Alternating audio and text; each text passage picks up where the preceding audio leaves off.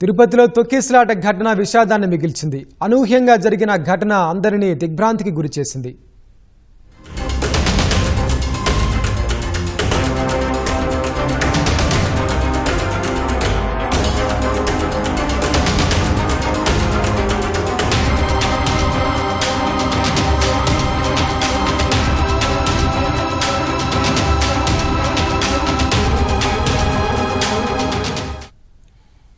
తిరుమల శ్రీవారి వైకుంఠ ద్వార సర్వదర్శన టోకెన్ల జారీలో తీవ్ర విషాదం చోటు చేసుకుంది. అనూహ్యంగా భక్తులు తరలిరావడంతో తోపులాట జరిగింది. తిరుపతి నగరంలోని బైరాగి పట్టణంలో చోటు చేసుకున్న తొక్కిసలాటలో 6 ప్రాణాలు కోల్పోయారు. మరో 34 మంది అస్వస్థతకు గురయ్యారు. క్షతగాత్రులను రుయా స్విమ్స్ హాస్పిటల్కు తరలించి చికిత్స అందిస్తున్నారు.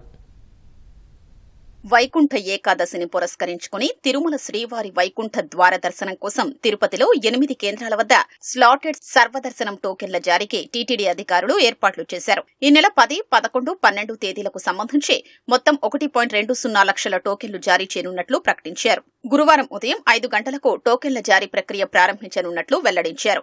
దీంతో వైకుంఠ ద్వారదర్శన టోకెన్ల కోసం బుధవారం ఉదయం నుంచి భక్తులు టోకెన్ల జారీ కేంద్రాలకు చేరుకున్నారు. బైరాగి పట్టణంలోని రామానాయుడు ప్రభుత్వ ఉన్నత పాఠశాల, సత్యనారాయణపురం జెడ్పీ హైస్కూల్, విష్ణు నివాసం, శ్రీనివాసం, ఇందిరా మైదానం, రామచంద్ర పుష్కరిణి, ఎంఆర్పల్లి ప్రాంతాలకు భారీగా భక్తులు తరలివచ్చారు. తొలుత జీవకోన వద్ద ఉన్న జిల్లా పరిషత్ ఉన్నత పాఠశాల వద్ద స్వల్ప తోపులాట చోటు చేసుకుంది. ఎస్పీ సుబ్బారాయుడు అక్కడికి వెళ్లి పరిస్థితిని అదుపులోకి తెచ్చారు.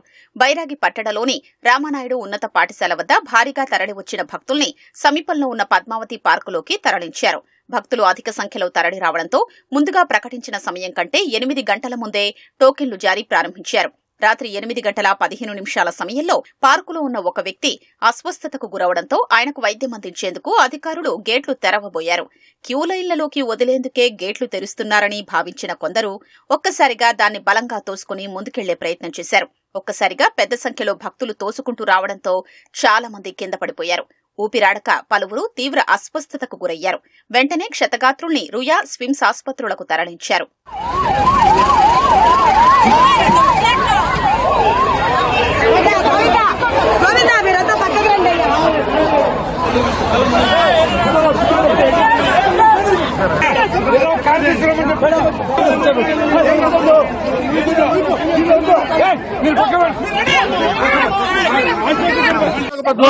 ఫుల్ క్రౌడ్ ఉంది.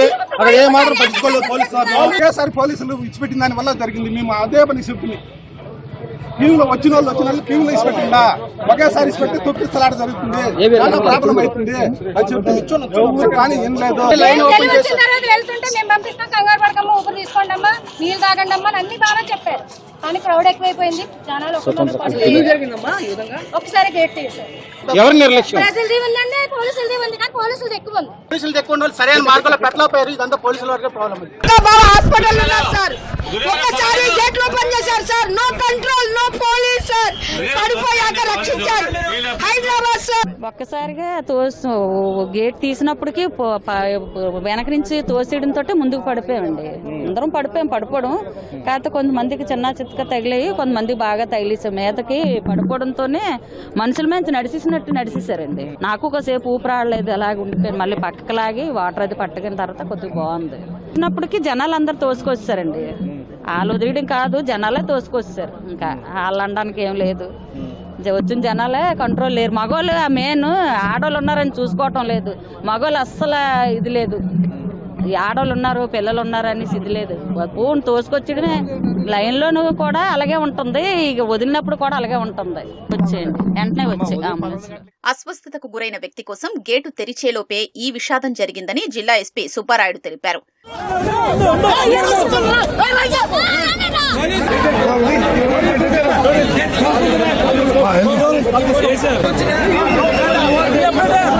ఆల్రెడీ భక్తులకి లైన్లో గ్రామ దగ్గర నుంచి పెట్టుకోవడం జరిగింది.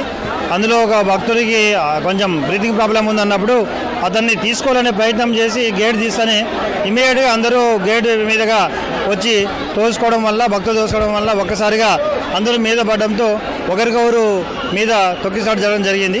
ఫర్దర్ వీళ్ళందరినీ క్రమబద్ధీకరించి టికెట్ కూడా స్టార్ట్ చేయడం జరిగింది. ప్రతి జిల్లా పోలీస్ శాఖ నుండి దాదాపు ప్రతి పాయింట్కి కూడా ఒక డిఎస్పీ స్థాయి అధికారిని ఇచ్చారు. మన దగ్గర నుంచి కూడా మినిమం ఇన్స్పెక్టర్ స్థాయి అధికారి ప్లస్ మిగతా స్టాఫ్ను కూడా ఇవ్వడం జరిగింది. పైన కూడా ఇక్కడ కూడా మొత్తం 9 పాయింట్లలో కూడా రెగ్యులర్గా మొత్తం ఇంతకు ముందు మీదట హోల్డింగ్ ఏరియాస్ కూడా లేకపోయినా కూడా ఈ year holding areas, queue lines అన్ని పెట్టడం కూడా జరిగింది ఈసారి. అందువల్ల మిగతా దగ్గర ఎక్కడ కూడా లేదు. ఒకటి దీని దగ్గర చిన్న అతన్ని ఊపిరాడడం లేదని బయటకు పంపించే సమయంలో జరిగినటువంటి సంఘటన. మృతుల్లో 5 మహిళలు, 1 పురుషుడు ఉన్నారు.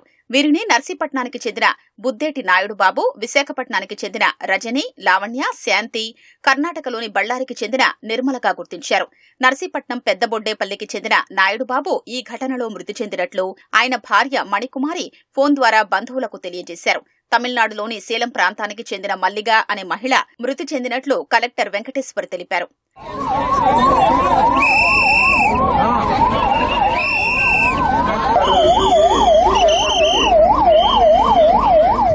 పట్టడ ఎంజీఎం స్కూల్ దగ్గర జరిగింది. 40 మందిలో 2 స్విమ్స్ లో చనిపోయారు, 4 రుయా హాస్పిటల్లో చనిపోయారు. 6 చనిపోయిన వాళ్ళు 5 మహిళలు, 1 మేల్.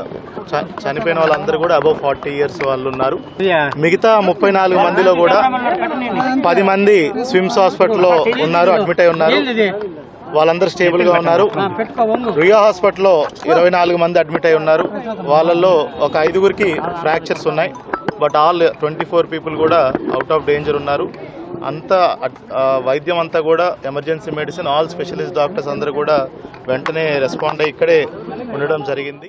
రద్దీ ఎక్కువైనందునే టోకెన్లు జారీకి నిర్ణయం తీసుకున్నట్లు టీటీడీ ఈవో శ్యామలరావు తెలిపారు.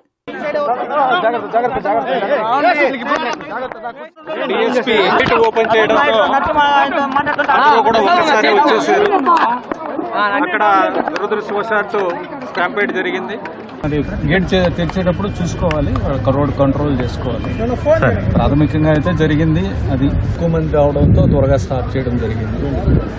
సుమారుగా 1,30,000 దాకా టికెట్లు ఇవ్వడం జరిగింది. టికెట్ల జారీ ప్రక్రియ ఆల్రెడీ స్టార్ట్ చేయడం జరిగింది. క్షతగాత్రుల్లో 32 మంది రుయా ఆసుపత్రిలో, 14 మంది స్విమ్స్ ఆసుపత్రిలో చికిత్స పొందుతున్నారు. ఆసుపత్రుల వద్ద అంబులెన్సుల మోత, క్షతగాత్రుల బంధువుల రోదనలతో రుయా ఆసుపత్రి ప్రాంగణం వద్ద దయనీయ పరిస్థితి నెలకొంది. ఆసుపత్రికి తీసుకొచ్చి చికిత్స అందించే సమయంలో క్షతగాత్రుల హాహాకారాల్ని విని అక్కడున్న వారంతా చలించిపోయారు. తిరుపతి జిల్లా కలెక్టర్ ఎస్ వెంకటేశ్వర్, జెసి శుభం భన్సల్, ఆర్డీఓ రామమోహన్ ఆసుపత్రిలోనే ఉండి క్షతగాత్రులకు మెరుగైన చికిత్స అందించేలా పర్యవేక్షిస్తున్నారు. చికిత్స పొందుతున్న భక్తుల్ని టీటీడీ చైర్మన్, బోర్డు సభ్యులు పరామర్శించారు. దురదృష్టకరమైనటువంటి రోజు, ఏదైతే జరగకూడదు అనుకున్నామో అదే ఈరోజు జరిగింది.